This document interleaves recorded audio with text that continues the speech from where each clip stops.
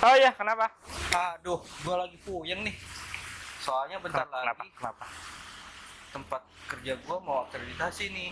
Sedangkan gua pengalamannya di rumah sakit. Gua nggak tahu akreditasi di klinik sama puskesmas kayak gimana nih.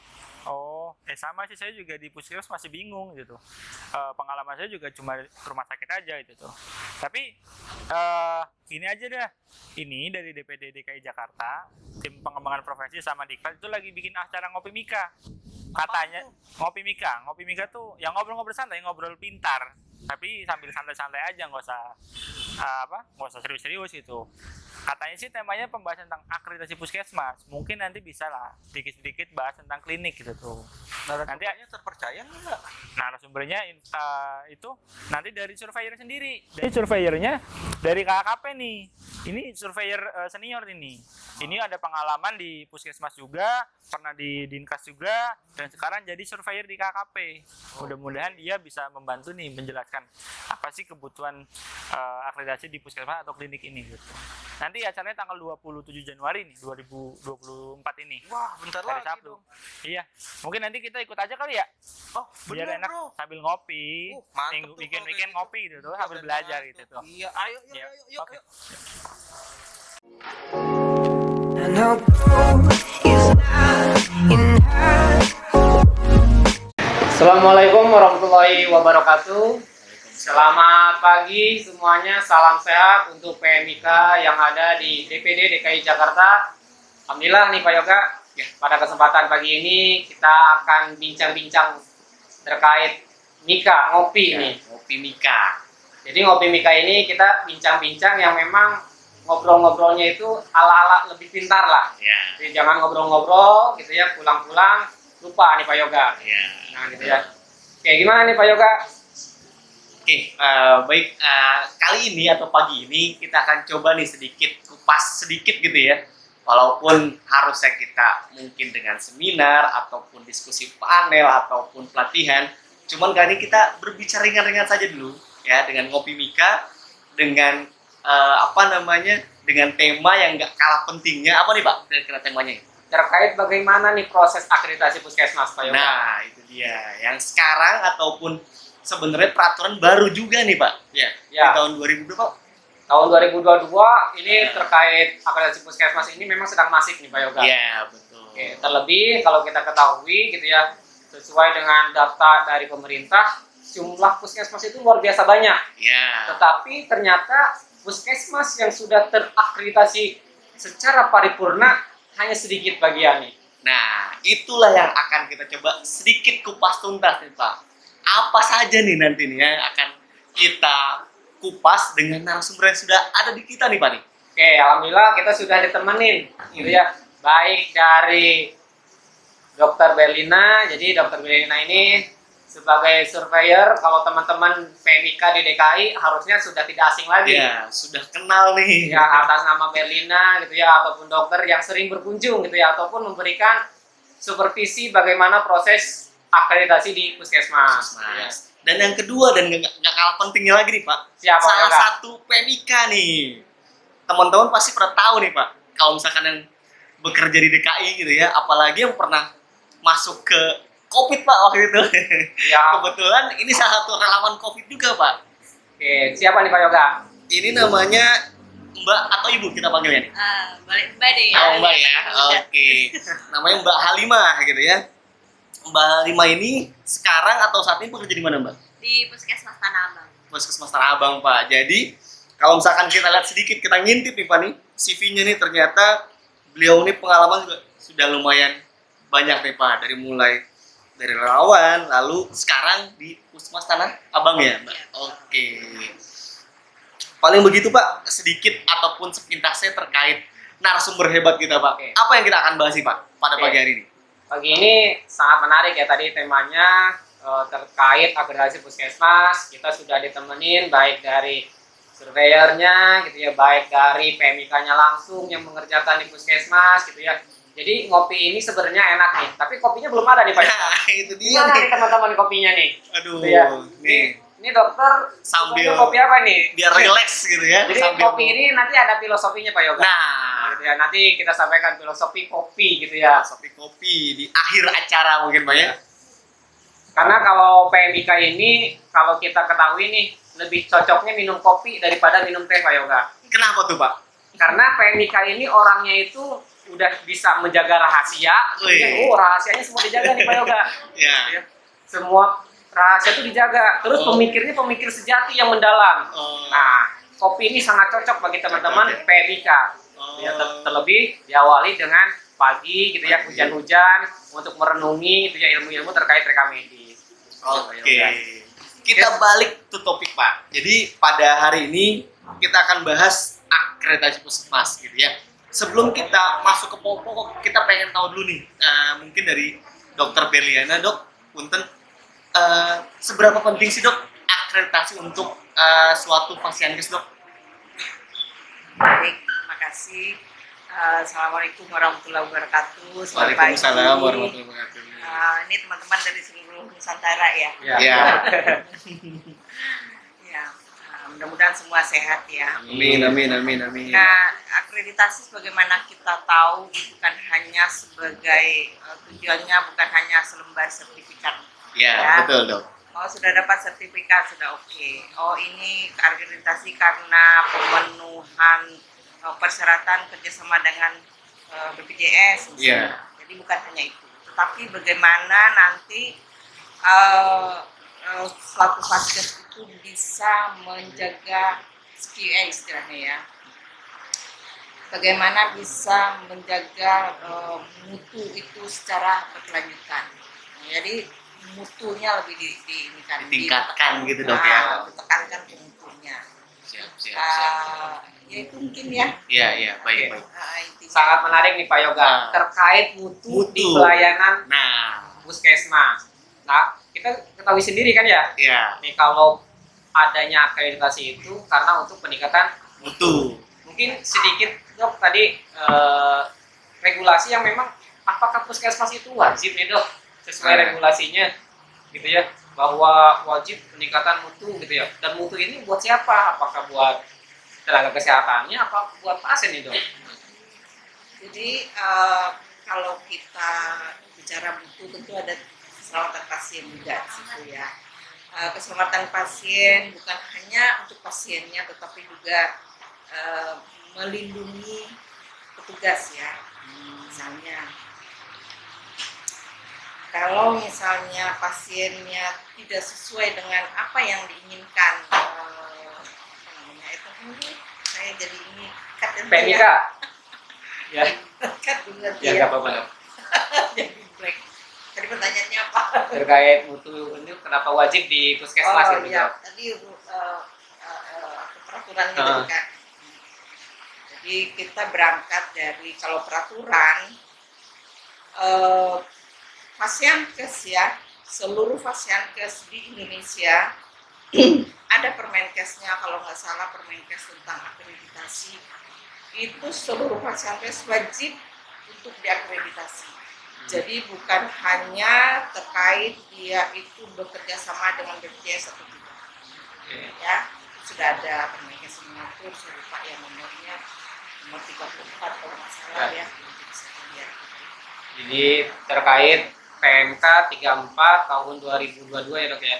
Ya, Terkait akreditasi puskesmas ini. Semua Fasiankes tanpa melihat dia itu bekerja sama dengan BPJS atau tidak. Nah itu karena sering di Fasiankes itu mengira terutama klinik ya, kalau misalnya dia tidak bekerja sama dengan BPJS kami nggak perlu akreditasi, gitu ya. Gitu. Oke Dok. Baik, saya coba bertanya ke Mbak Halimah nih. Kalau tadi sudah kita berbicara peraturannya, kita berbicara ke Mbak Halimah terkait PMIK ini Pak. Apa sih Mbak istilahnya peran Mbak Halimah ataupun teman-teman PMIK dalam akreditasi itu sendiri Pak? Kalau perannya ini cukup penting karena memang mutu yang dijaga dalam puskesmas itu diawasinya oleh PMIK itu sendiri terkait kelengkapan data, kualitas data yang diinputkan oleh tenaga asuhan itu dijaganya oleh PMIK. Jadi ketika PMIK tidak mengikuti peran aktifnya di dalam akreditasi ini, inilah yang menurunkan kualitas dari mutu Fasiankes itu sendiri. Oke, berarti memang balik lagi ke mutu dan mutu lagi ya, Iya, betul. gitu ya. Terus kalau misalkan kita lihat lagi nih, satu kali lagi nih Mbak Lima.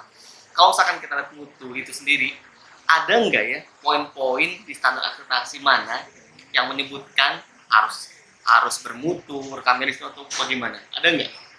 Kalau untuk ini kan di situ kita ikutin dari instrumen akreditasinya sendiri. Dia ada berarti ya? Ada, betul, dari elemen penilaiannya. Bagaimana penyelenggaraan rekam medis di puskesmas itu seperti apa, dari mulai pasien datang sampai pasien dia pulang, itu semuanya diatur. Bagaimana terkait tenaga kesehatan itu mengisi dari rekam medis, penjaminan, pengawasan mutunya pun ada itu dia. Ada berarti ya. Oh, jadi begitu Pak. Jadi memang lengkap nih Pak nih peran PMIK Pak. Oke. Dan nggak boleh dianggap sebelah mata ternyata, Oke. begitu ya. Coba saya ingin validasi nih. Nah. Bener gak tuh peran PMIK itu penting? Gitu Nah, ya? itu Nih, dia. Saya ingin tanyakan. Boleh. Nina nih. Dok, bener gak yang dijelaskan sama Mbak Halimah ini? Bahwa ya dari persiapan akreditasi ataupun elemen-elemen penilaian yang memang yang diharuskan ada ya di dalam akreditasi puskesmas itu, ada salah satunya itu memang yang sangat erat kaitannya dengan teman-teman rekam medis nih dok. Terima kasih. Itu apa namanya ya, perekam medis itu fungsinya memang sangat penting ya. Kalau di instrumen sebelumnya yang 9 bab memang tidak begitu jelas.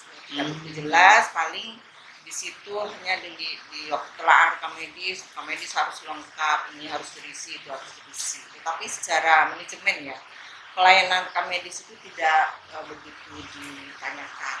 Nah, namun di instrumen 5 bab ya, di standar di kriteria di 3.8 ya, 3.8 1. Nah, itu jelas di sana tanggung jawab si rekam medis. Walaupun nanti dalam beberapa, mulai dari pendaftaran sampai pemusnahan rekam medis ya, itu kan ada tahapannya, ada pendaftaran, pendistribusian, pengisian, dan segala macamnya sampai ke pemusnahan. Nah, itu menjadi tanggung jawab rekam medis kecuali yang pengisian. Oh, iya. Ya. Pengisian rekam medis itu adalah tanggung jawab PPA.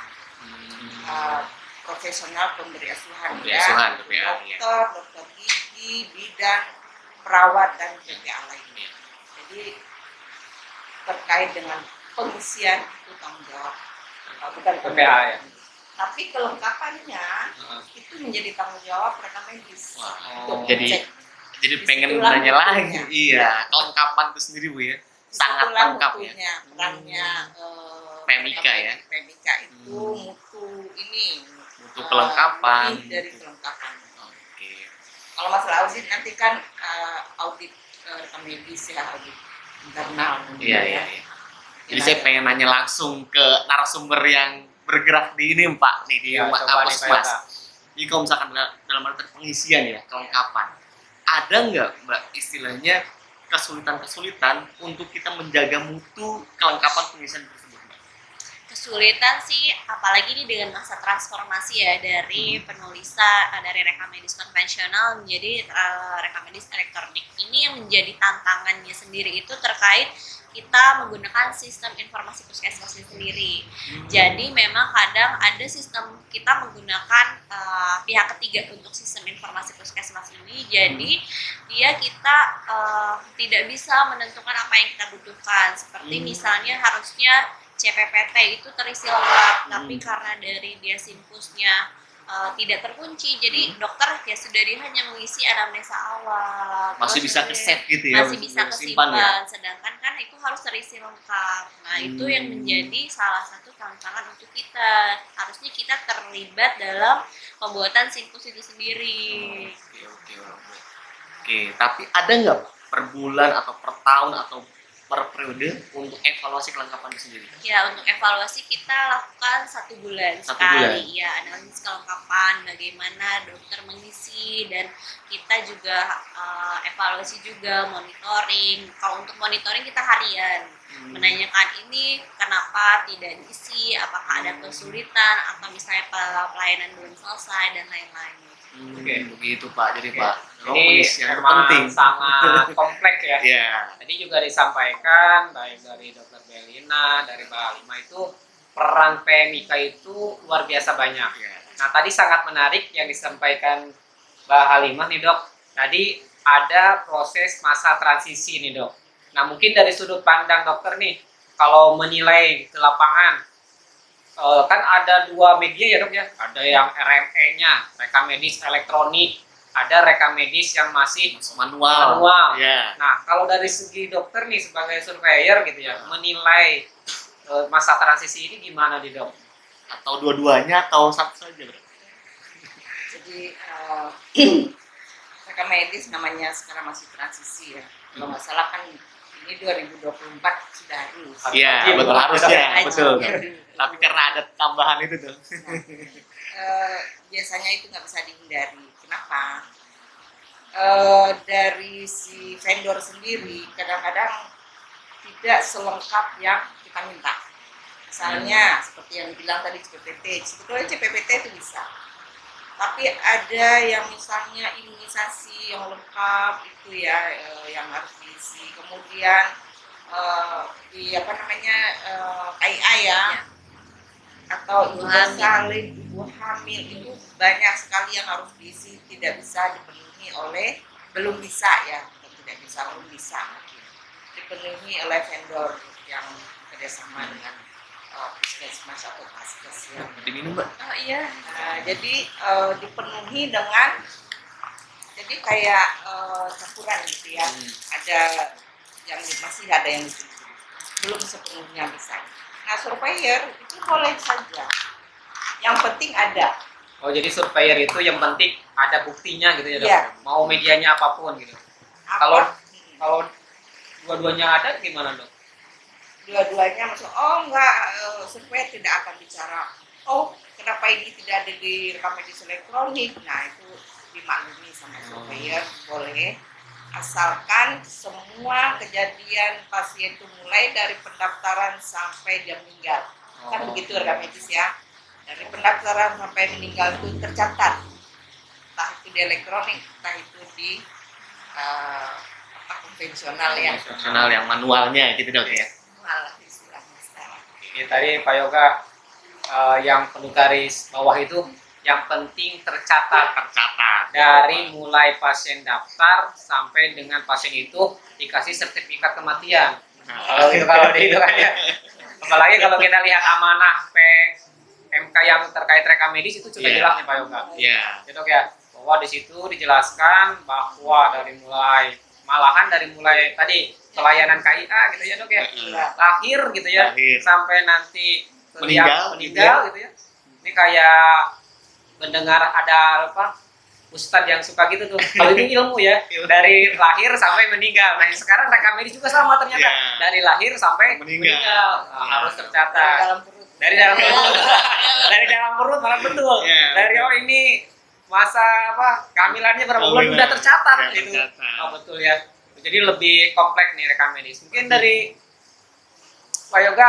Oke, baik. Jadi menarik nih Bu terkait tadi pencatatan dan terkait kelengkapan balik lagi Bu. Terkait di kelengkapan dan pencatatan itu dalam standar akuntansi puskesmas ada berapa penilaian Bu atau berapa elemen dalam misalkan elemen penilaian apa dan bagaimana kita menyikapinya. Jadi kalau saya belum menghitung berapa elemen gitu ya, tapi prinsipnya mulai dari pendaftaran itu sudah harus tercatat di rekam medis. Bahkan mulai di pintu dilakukan screening awal, beda ya, bukan triase ya. Screening awal yang boleh dilakukan oleh petugas yang bukan petugas medis tetapi sudah dilatih. Itu sudah masuk ke dalam rekam medis. Hasil screeningnya, entah itu dia mesti kan pemilahan di situ.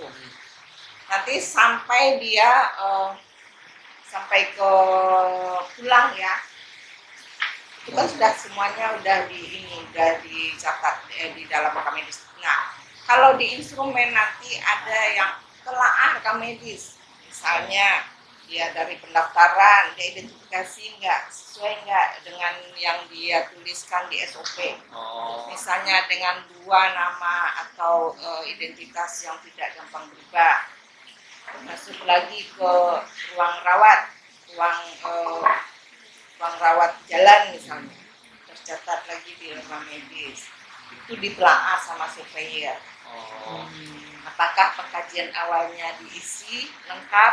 Kadang-kadang ada, tetapi tidak lengkap diisi yang penting aja.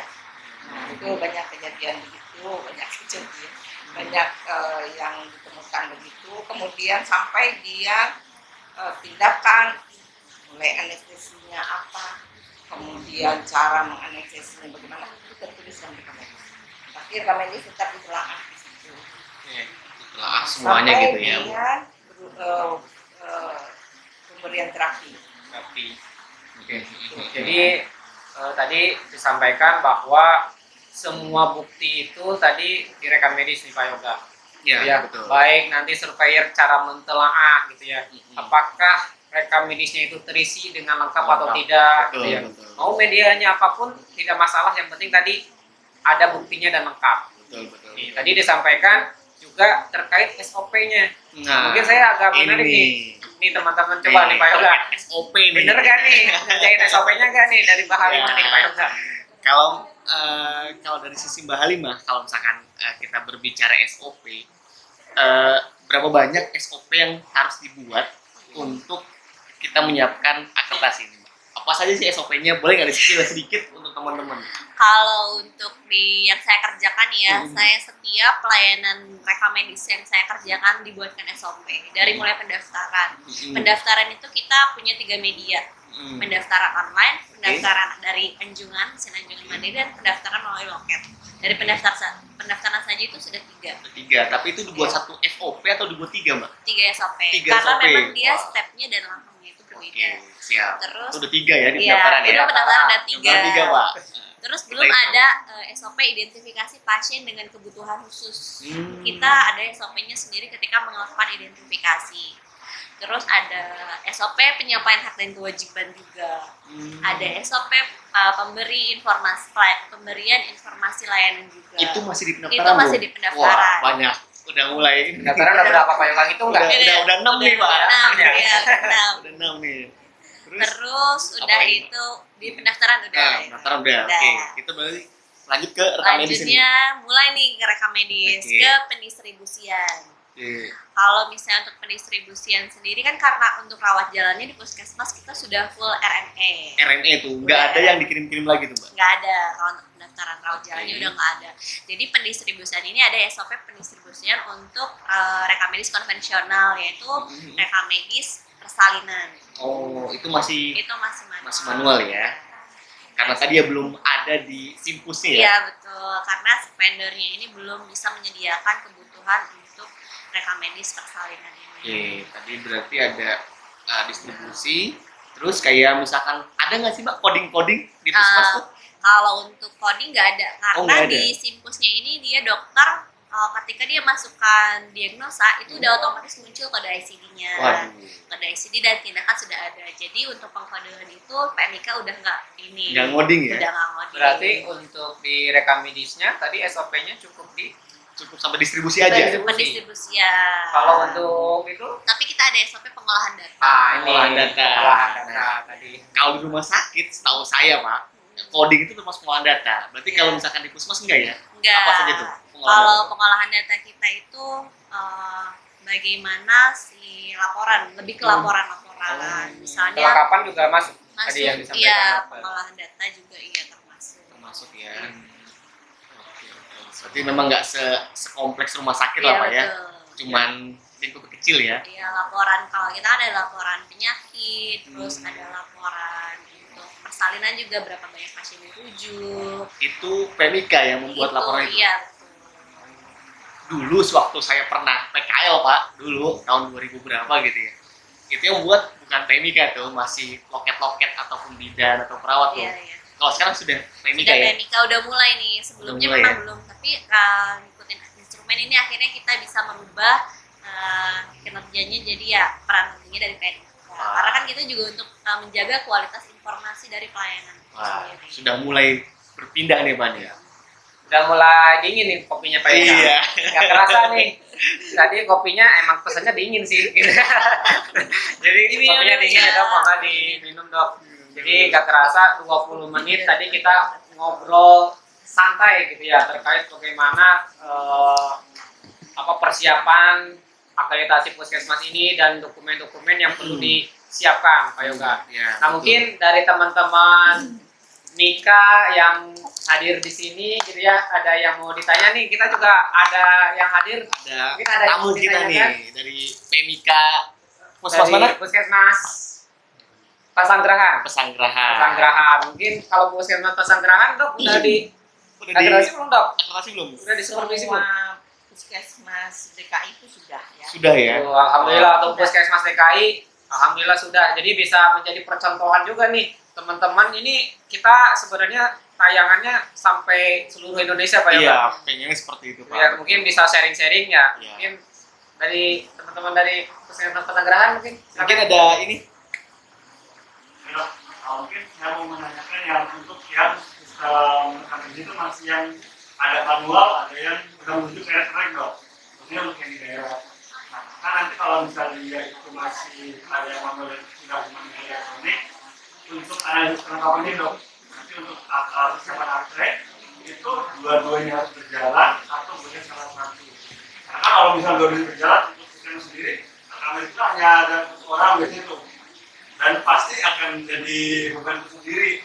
Apalagi kan di daerah itu 3.1 dan 3.8 itu satu orang. Ada 2 orang tapi sendiri satu orang. Karena medisnya ya masih A. Jadi kamu sudah 3.1, 3.8 ya harus berarti bebannya satu orang. Nah, kalau misal seperti itu bagaimana? Ya, wah, kompleks nih Pak. Aduh, pertanyaannya. Ya, Curhat terima ya dok, kasih. tadi curhat ya dok. Curhat. Saking kompleksnya tadi yang disampaikan Mbak Halimah, 3.1, 3.8, itu semuanya teman-teman PMK. Mungkin ada tambahan dari yang dibikin, yang harus dibuat lagi sama rekam medis itu SOP pengisian rekam medis.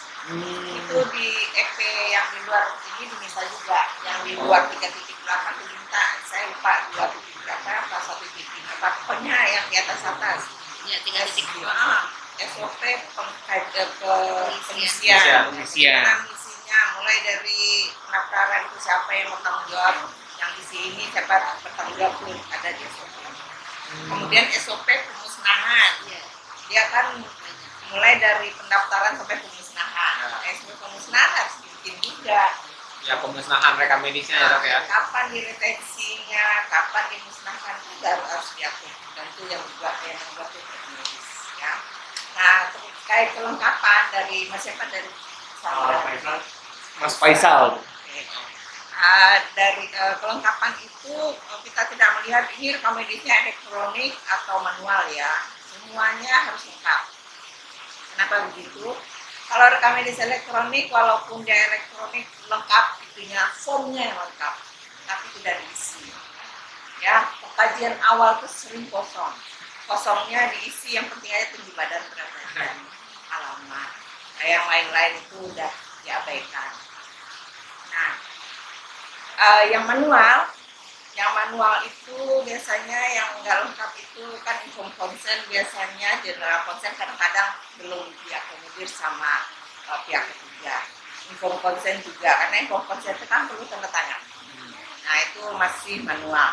Nah, inform consent itu yang sering kita periksa apa yang kosong. Tanda tangan kosong, atau menolak atau menerima tidak diingkari. Ya, jadi namanya lengkap, datanya lengkap, apa diconteng semua. Kalau yang standar yang menurut prosedur kedokteran yang 290 itu kan ditandain. Ini diagnosanya apa namanya, prognosanya bagaimana. bagaimana dan seterusnya itu kan ditandai bahwa kita sudah menerangkan, tetapi tidak ditandatangani atau salah tanda tangan pasien di atas yang menerangkan, tanda tangan dokter di bawah yang menerima. Nah, tidak dilingkari menerima atau menolak. Nah, padahal tujuannya kan ini menerima atau menolak enggak? Nah, kan gitu. Kemudian kalau di ruang bersalin itu kadang-kadang topografinya kurang lengkap. Nah, itu lengkap diperiksa. Itu temuan-temuannya dok ya? Itu yang Sering menjadi temuan ya? sering jadi temuan. Jadi kalau saya survei, saya nggak mau dicari di tolong sediakan sekian rekam medis enggak. Saya akan datang, ada dokternya, dokter maaf tolong buka akunnya. Oh. Kan akun harus masing-masing. Iya. Kan kerahasiaan kalau rekam medis elektronik dilihat dari apakah dia punya akun sendiri, apakah satu akun dokter bersama-sama satu akun, perawat bersama-sama satu akun, kan gitu. Itu Iya, betul. tidak ada kerahasiaan di situ. Nah, kita minta dokter yang lagi bertugas pasti ada. Kita lihat ya ke bawah. Itu banyak kosong-kosong. Kalau misalnya minta disediakan, kan mencari yang terlengkap. Yang terlengkap kadang-kadang ada yang kosong. Iya. Itu akhirnya seperti itu. Kemudian yang manual, itu yang sering. Inform concern yang sering juga. Yang berat terisi dok ya? Ya, terlebih tadi di concern kan masih ada perlunya tanda tangan ya dok ya. Ya. Oke, tadi ini mungkin dilema saya nih dok. Sekarang itu kan tadi surveyor puskesmas ini perlu diakreditasi. Sebenarnya itu siapa sih yang harus mengakreditasi puskesmas? Karena sekarang lembaga akreditasi itu banyak. Banyak. Sekarang Betul. yang saya ketahui kan ya rumah sakit aja sudah banyak dok. Kalau dulu kan cukup ada Kars ya? Lars gitu ya. Sekarang kan ada Lars, ada Larsi gitu ya. Ada Laki, ada banyak ya dok. Kalau puskesmas itu siapa sih dok yang mengakreditasi sebenarnya? Sebetulnya kan kalau akreditasi ininya Kemenkes ya.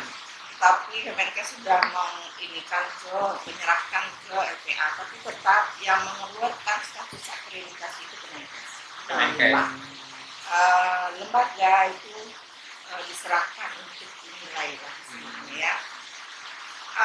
Kalau puskesmas itu ada 13 LPA. Kan Banyak juga ya. 13 Banyak ya? Itu se-Indonesia dok? se-Indonesia Atau se-DKI saja? Tidak. Se-Indonesia ya? Jadi dalam yang 13 itu ada di mana-mana. Jadi mereka ada korwil gitu ya. Nah, rumah sakit ada 6 ya, Iya. salah ya. Jadi masing-masing LPA tadi, karena kita kalau puskesmas ini lembaganya belum independen. Jadi instruksi dibuatkan dari Kemenkes, sementara kalau rumah sakit beda. Nah, kayak LIPA, lembaga independen. Yang 13 ini setelah melakukan penilaian oleh surveyor akan mengirim setelah diverifikasi verifikator lembaga tentunya akan membuat rekomendasi ke Kemenkes. Tapi nanti keluarnya sertifikat itu ditandatangani oleh Dirjen Yankes bersama dengan ketua lembaga. Ya. Jadi menarik nih dok nih. Terkait tadi dok, terkait akreditasi. Biasanya berapa banyak sih dok yang misalkan apa saja, apakah ada paripurna atau ada sempurna, tingkatan-tingkatan dari keputusan akreditasi itu seperti apa dok? Kalau puskesmas yang paling atas itu paripurna. Paripurna. Ya, semua nilai. Itu bintang 5 dok? Atau bintang berapa? Ada bintangnya kalau puskesmas kan ada bintangnya. Ada dok. bintangnya Ya, dok? kalau puskesmas sama klinik itu nggak perlu. Oh, nggak pakai Jadi dia bintang. paripurna sama Paripurna di bawah remedial dok. Beda. Jadi paripurna utama, media, Oh. dasar dan tidak terakreditasi. Oh, jadi tadi ada utama, ada madya, dan tidak terakreditasi ya dok ya. Ya, ada dasar, ada tidak terakreditasi. Kalau klinik sama ya, hampir sama paripurna, utama, media tidak terakreditasi. Dia tidak ada dasar. Oke, jadi menarik dok. Izin bertanya kembali dok, terkait yang dokter sampaikan dari beberapa dokter mendatangi puskesmas semuanya terakreditasi dengan sempurna dok atau paripurna, atau ada yang harus tadi yang menurut kata Pak Hasan remedial atau tidak terakreditasi atau bagaimana dok? Itu kalau puskesmas hasilnya nggak semua paripurna ya. Oh ya. Tergantung nilainya. Hmm. Jadi kalau misalnya kalau paripurna itu semua 80%. Oke. Penilaiannya dari Nah, lihat dari poinnya. Poinnya. Nah, kalau misalnya bagian mutunya bab 5-nya misalnya 75% mungkin tidak paripurna. Jadi ada angka-angkanya. ada angka-angkanya ya. Itu sudah diatur oleh Sinap ya. Supaya nggak perlu mikir lagi kalau kita segini dapatnya apa gitu. Jadi sudah langsung diisi, keluar nilai sudah ada keluar di bawahnya. Yang punya utama atau Termasuk rekam medis ya dok yang di elemen 3.8 dan 3.1 ya. 3.8 3.1. teman 3.1. Oh, oke. Kalau yang namanya telaah rekam medis itu kan Semua ya? Semua elemen hampir sama. Tapi yang menjadi tanggung jawab rekam medis adalah manajemennya, pelayanannya, Pelayanannya. mulai dari pendaftaran sampai dengan pemusnahan. Gimana dia ngatur? Nah, itu rekam medis. Kalau itu kan nggak terlalu ada Iya, sih, iya, iya. tapi nggak terlalu banyak ya. Oke, berarti dok izin lagi dok. Kalau terkait dokter visitasi menjadi supplier, apa saja dokumen apa saja dok yang harus dilihat, atau hanya SK saja, SOP saja, atau hanya rekam medis saja dok? Jadi kalau surveyor itu pasti dia tidak bisa di luar kepala. Iya. Kalau dia di luar kepala nanti miss, cek kemana-mana. Nggak boleh. Dia harus melihat instrumen. Nah instrumen, jadi sesuai dengan instrumen. Kalau di instrumennya, jadi ada komponen di instrumen itu disingkat RDOWS.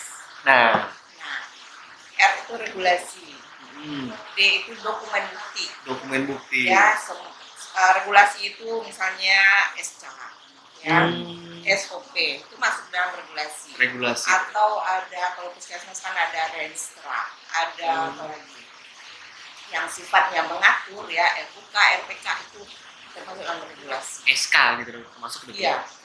Kalau di instrumen itu bicara harus diatur dengan kebijakan dan prosedur, artinya SK dan SOP. Nah, nanti kalau misalnya minta dokumen ya supaya kamu lihat dokumennya.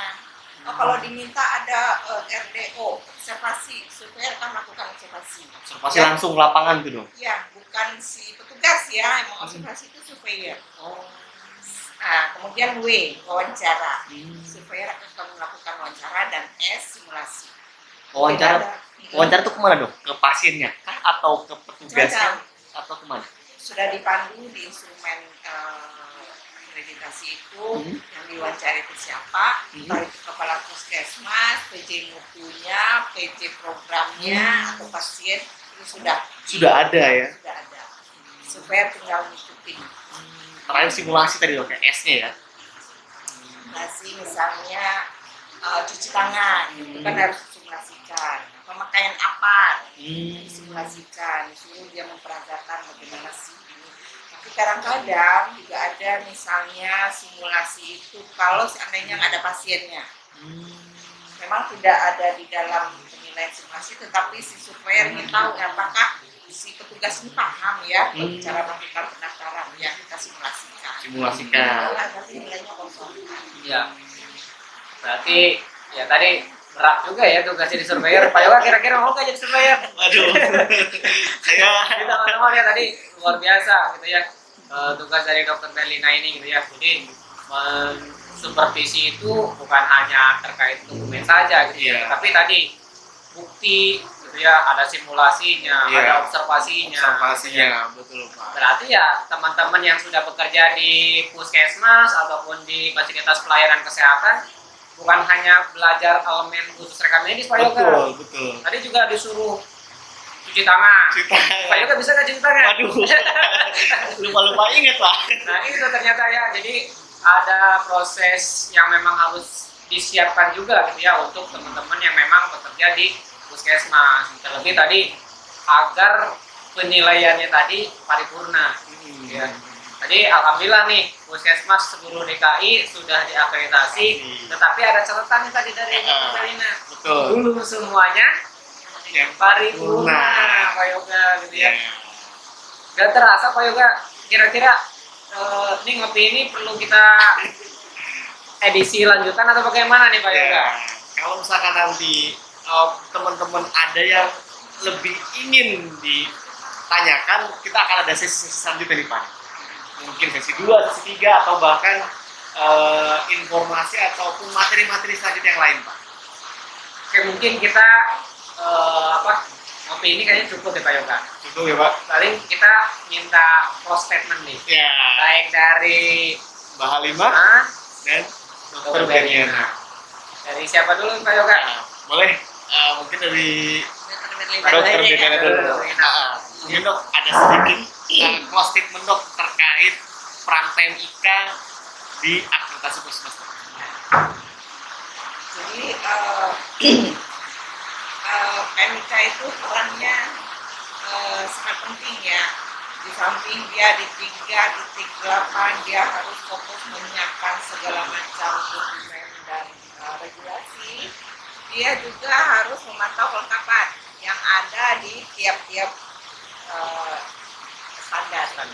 Ya, tentunya di bab 3 ya, di tiap-tiap standar. Nah, itu harus peran PMIK sangat penting. Jadi begitu masuk ke medis ke balik gitu ya, atau kalau elektronik dia memantau ya.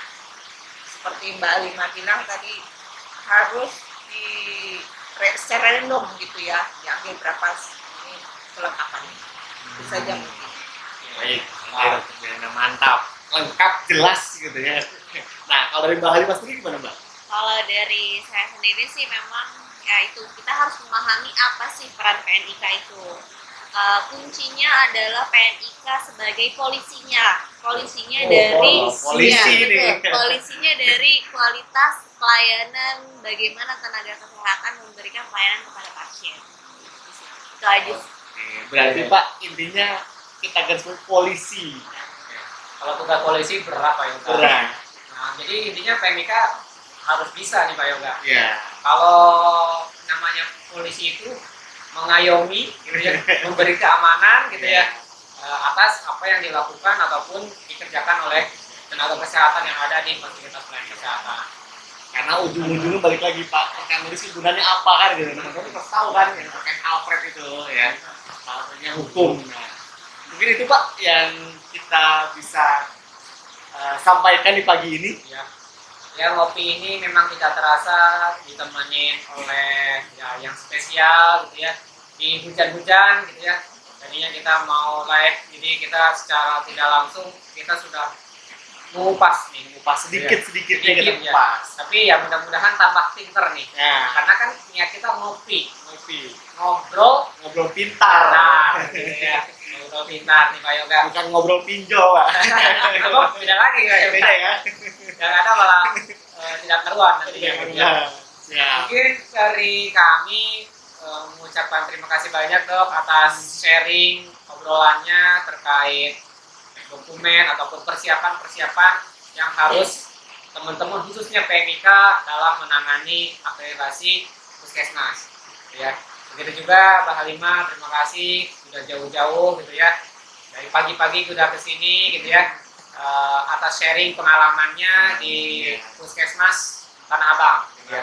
Mudah-mudahan Puskesmas Tanah Abang lebih baik lagi, teman-teman PMIK seluruh Indonesia khususnya bukan hanya di DKI bisa siap menghadapi akreditasi gitu ya. Oke, tepuk tangan dulu nih Pak Yoga.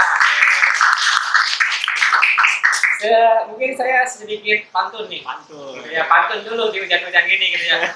Ini ada pantun, jalan-jalan ke Jakarta. Cakep. Jangan lupa ajak kawan. Cakep. Kalau saya ada salah kata, Cakep. mohon kiranya dimaafkan. Enggak, ada Kak? Belum nyiapin Pak. Oke, terima kasih semuanya. Salam sehat dan sampai bertemu lagi di acara Ngopi Mika selanjutnya. Billahi taufiq wal hidayah. Wassalamualaikum warahmatullahi wabarakatuh. And although it's not in her, although it's not in her. Ngintip lo ya? Jauh lah, jangan ribut. Kita tuh hidup kayak kopi harus, Pak. Apa tuh? Kopi itu jujur, Pak. Wih. Dia nggak nyembunyiin pahitnya. Mau campur pakai apa aja, tetep aja ada pahitnya. Sama kayak main dong berarti. Yoi, hidup itu harus jujur. Setiap hidup itu dari pekerjaan, dari kehidupan sehari-hari, sampai ke rumah tangga juga harus jujur. Rumah tangga. Yo, Rumah tangga siapa, Pak? Tahu. Ya, udah main aja. Yo. Mohon, Pak. Aduh. Udah gitu aja. Perasaan tadi nggak ada kata-kata jujur kan? Ganti lagi. And although it's not in her.